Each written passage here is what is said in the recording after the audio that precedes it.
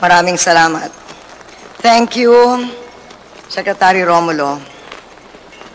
Vice President-elect and Mrs. Noli de Castro. Former President Fidel Ramos.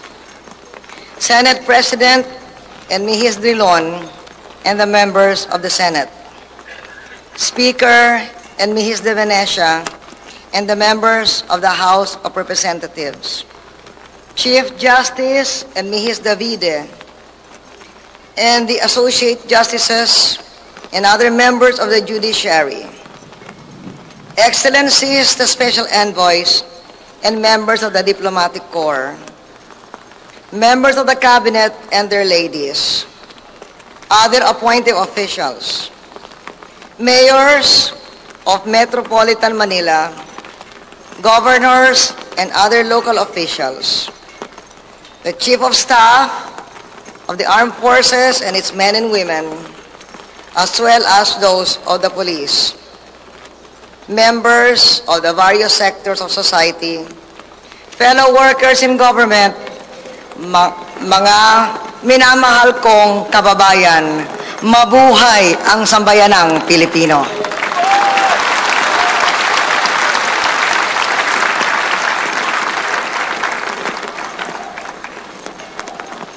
Taos-pusong pasasalamat. Salamat sa inyo, mga minamahal kong kababayan, sa ating demokrasya, sa poong may kapal. This ceremony never fails to impress. It invests the highest official of the land with the chief care of the nation and the principal responsibility of leaving it better than when she took it in hand. Let me speak plainly.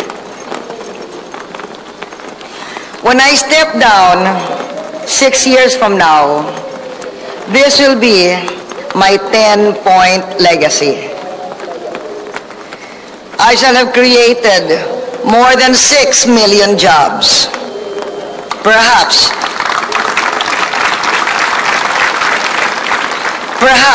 even 10 million jobs. Mahigit 6 na milyong trabaho. Kung maaari, 10 milyong trabaho.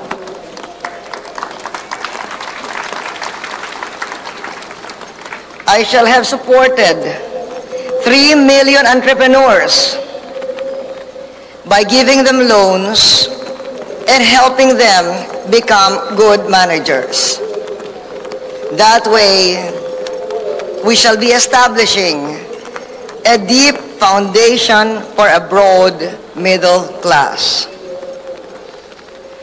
I shall have developed 1 million hectares, if possible 2 million, of agribusiness land by making them productive and transporting their products to the markets efficiently. Everyone of school age will be in school, in an uncrowded classroom, in surroundings conducive to learning. Hangad kong makapasok sa eskwela ang bawat bata, may sapat na lugar sa silid-aralan at may computer sa bawat aralan.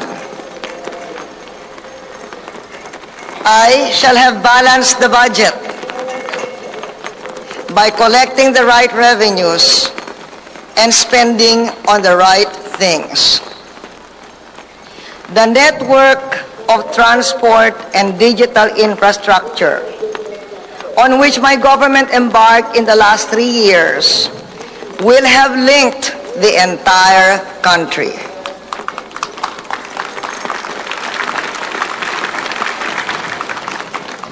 Power and water will be regularly provided to all barangays. Kuryente at tubig para sa lahat ng barangay.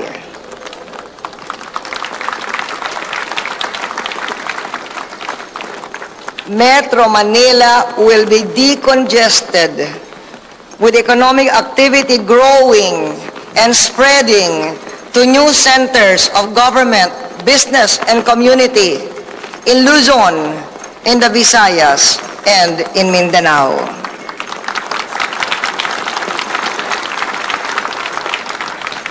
The Subic-Clark Corridor will be the most competitive international service and logistics center in the Southeast Asian region.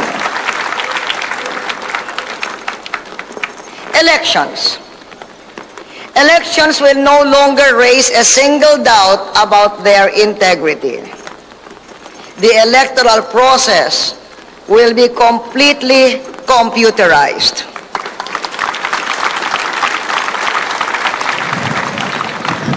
Tama na ang mano-manong pagsusuma ng boto.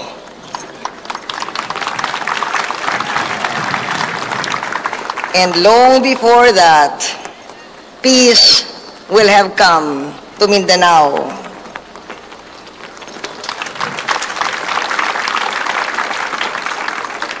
All insurgents shall have turned their swords into plowshares. They will have become so absorbed into one society that the struggles of the past will be just the stuff of legend. The divisive issues generated by EDSA 1, 2, and 3 will also be just memories shared by friends from every side in those upheavals. Only the lessons of unity and courage and a just closure left alive in their hearts. Dapat wakasan na sa makatarungan paraan ang hidwaang bunsod ng EDSA 1, 2, at 3.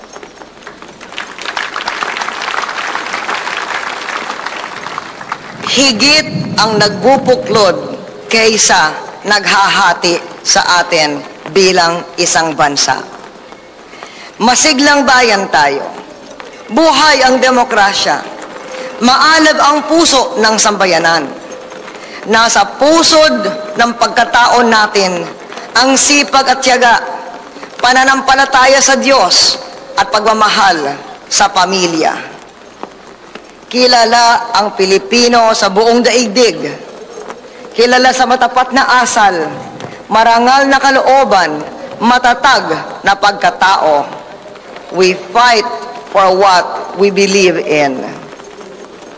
The last election clearly saw this fighting Filipino spirit at its best. Rocco, Lacson, Villanueva, and Poe all fought with conviction. If only we could now fight together with the same energy and conviction to preserve our freedoms and advance our nation's progress.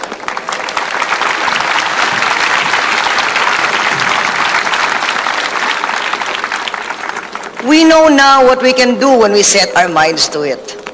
We know now how well we can unite the people around our respective causes. Can we not work together to rally the nation behind the paramount objective of its salvation? Upang magtagumpay at matamo ang ating pangarap, kailangan magbuklod-buklod tayo.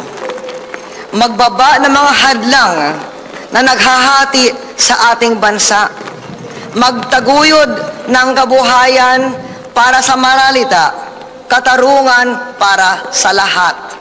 Yan ang saligan ng tunay na pagkakaisa.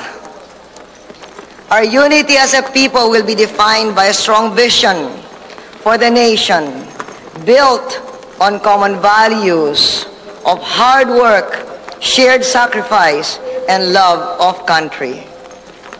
The unity we seek is not one of conformity, but unwavering respect for the rules and institutions of democracy. A modern country founded on social justice, enjoying economic prosperity. To achieve a united country, we need to face the deep divisions of our nation squarely, not only the truth, but also the solution. That solution must engage all segments of society in a new government of political reform and economic change.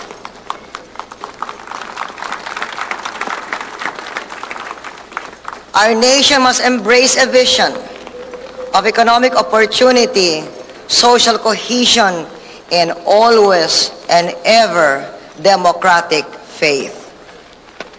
I offer my hand, and I hope it will be taken with the same faith. Unity is not measured by how many political parties are able to achieve the accommodation of narrow self-interests. Rather, it is achieved by the harmony of the sincere convictions based on our agreement on the basic requirements for achieving the national good.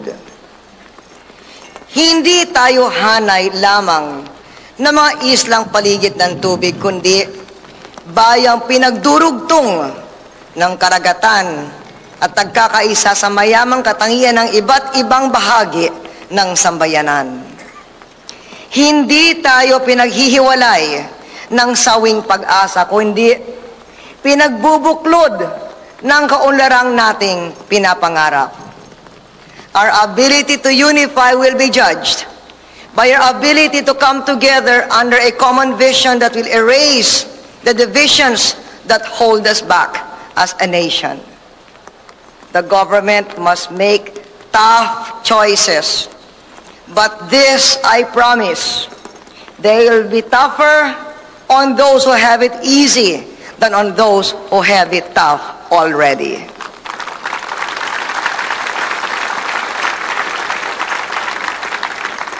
In this way alone lies unity and not exploitation and division. Dapat kalahok sa nilalayo ng bayan ang pag-asa at pangarap ng pinakadukhang mamamayan nang hindi tayo mabigong lahat. Immoral ang walang sawang pagtatamasa ng mayaman at makapangyarihan habang paunti ng paunti ang itinitira sa dukha. Immoral ang pagkamanhid at katiwalian ng pamahalaan, samantalang kinakapos ang mahirap sa gamot, paaralan, tirahan at tubig.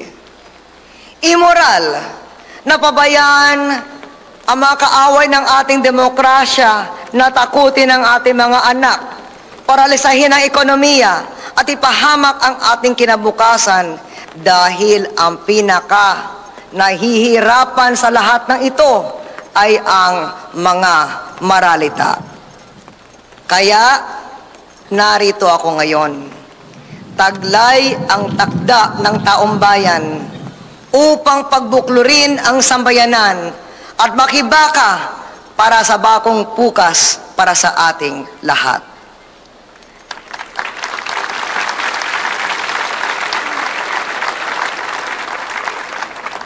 I come to you today with a mandate to govern by the clear call of the sovereign people.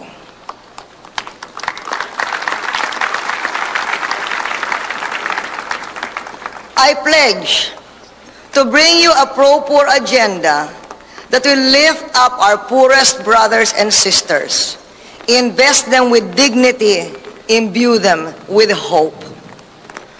I pledge to you a government that will live within its means and put every spare peso to real work.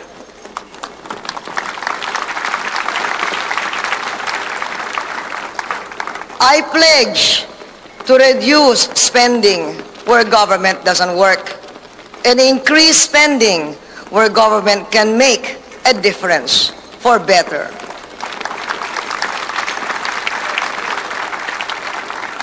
And while I'm doing that, I will crack down on wasteful and abusive officials and influence peddlers.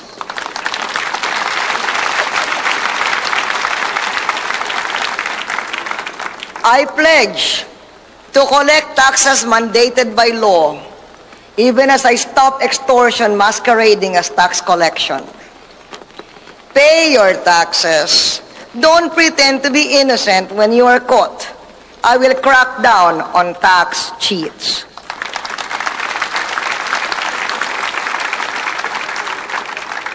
And I pledge to do everything necessary to expand their economy, engage it in the world of commerce, and advance the interests of our country and our people the world over.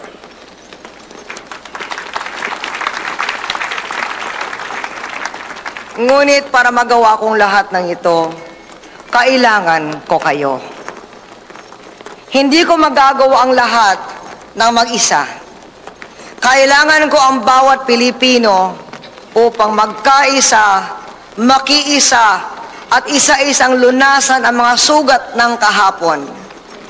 Kailangan ko ang bawat Pilipino upang lumakas ang sambayanan para sa mga hamon ng bukas. I challenge our business community to rise to the occasion and embrace selfless nationalism. Invest in our people and our country instead of giving excuses for keeping your money abroad where it cannot put our people to work.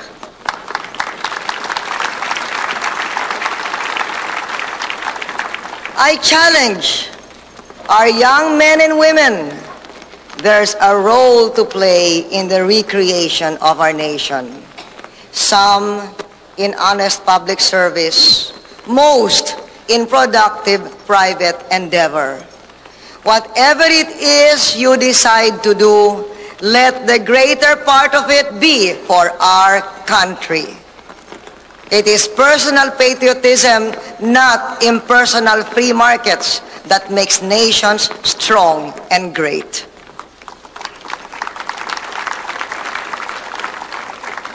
I look up to Congress to seize this moment in history. It's like will not come again. All eyes are on us. You have it within your power to transform the nation with laws that modernize our banking, laws that reform our bureaucracy, laws that strengthen the independence and honesty of our judges, laws that invest in our country and secure to our people the promised blessings of democracy, which are a life worth living, liberty worth having, happiness within everyone's grasp. Now is our time to march forward as one. I seek your wisdom, and I trust in your commitment to the common good through the swift actions you will take. And finally, I challenge myself and our government to live up to the highest standards of honesty and competence in the public service.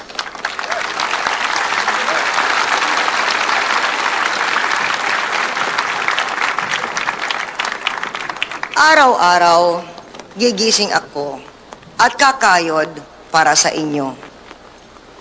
Gagawin ko ang tama at magaling sa ikagagaling ng lahat at hindi bilang pagmamagaling.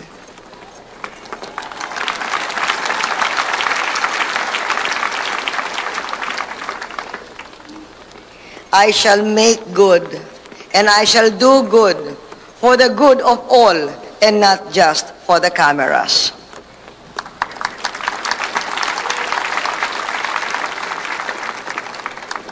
Palibhasa, tapos na ang canvassing for public attention.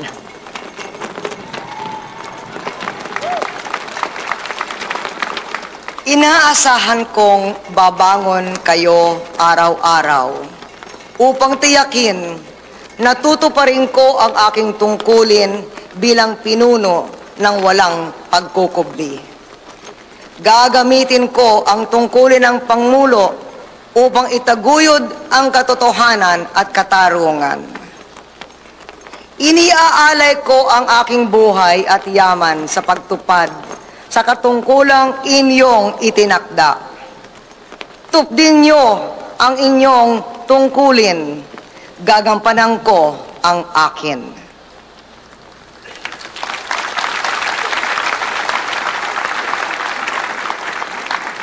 United, how can we lose?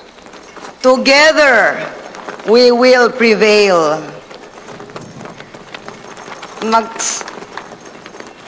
Magsama-sama tayong magsikap. Magkasama tayong magtatagumpay. Mabuhay ang Pilipinas. Maraming salamat sa inyong lahat.